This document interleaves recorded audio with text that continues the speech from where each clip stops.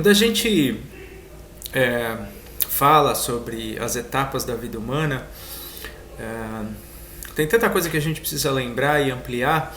É muito comum, e eu vejo bastante isso na prática clínica, é muito comum que o que aconteça é que a gente acabe tentando impor a nossa condição ou a nossa psicologia, ou a temática que a gente está vivendo. É muito comum que a gente tente impor aquilo ao outro,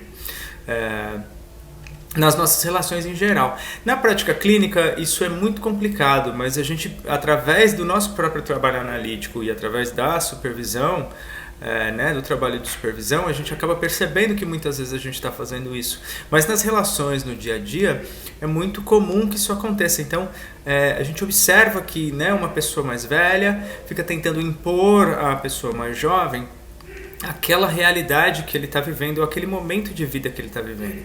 E o contrário também acontece muito, né? Então os jovens tentando impor às pessoas mais velhas a necessidade deles de expansão e de conquista, né? Assim, e de construção de uma persona funcional.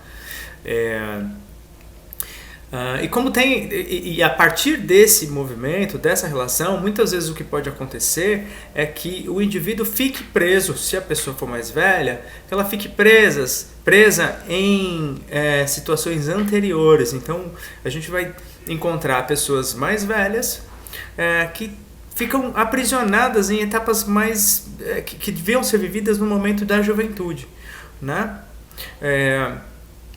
E o contrário também é verdade. Então muitas vezes você vai ter pessoas mais jovens que ficam tentando viver como pessoas mais velhas, ao invés de desenvolver aquilo que elas precisam desenvolver naquela etapa da vida.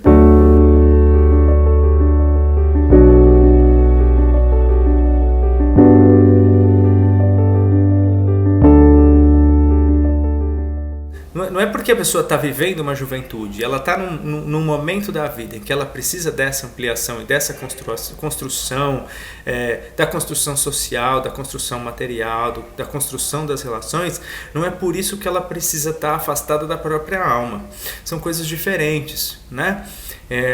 Inclusive, se essa busca for uma busca muito voltada para o resultado, ou uma busca unilateralizada e literalizada do mundo material, né? Algo que busque compensações financeiras o tempo inteiro, provavelmente essa pessoa vai desenvolver problemas psicológicos ou problemas de adaptação, talvez não para o mundo externo, mas muitas vezes para o mundo interno.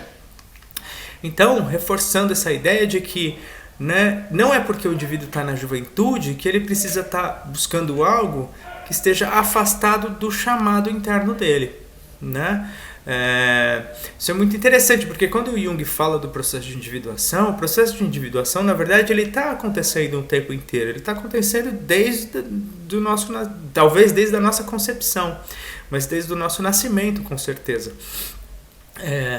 E esse processo, para que esse processo aconteça, é importante que mesmo durante a juventude a pessoa consiga se adaptar, dando vazão e estando em contato com um chamado que seja um chamado mais sacro, digamos assim, né? Que esteja mais conectado com aquilo que é divino dentro dele.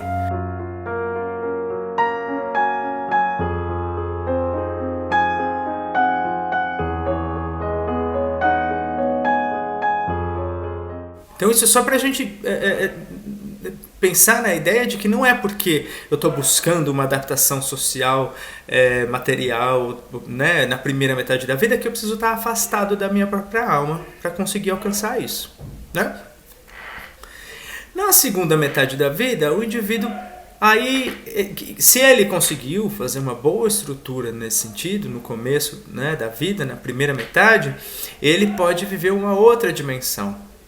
Então aí ele vai para uma busca muito mais espiritual, uma busca muito mais conectada com o servir, com aquilo que a gente chama na psicologia junguiana de servir, que é devolver para a coletividade aquilo que eu conquistei durante a primeira metade da vida. Isso não quer dizer que o indivíduo que chega na segunda metade da vida e não tenha conquistado tudo o que ele precisava fazer na primeira, isso não quer dizer que ele está amaldiçoado, né? E que ele não vai conseguir encontrar o caminho para o processo de individuação. Né? Na verdade, através de uma prática, de uma atitude simbólica, de uma prática que leve ele a ter contato com esses conteúdos anímicos, a chance dele conseguir encontrar esse caminho também existe.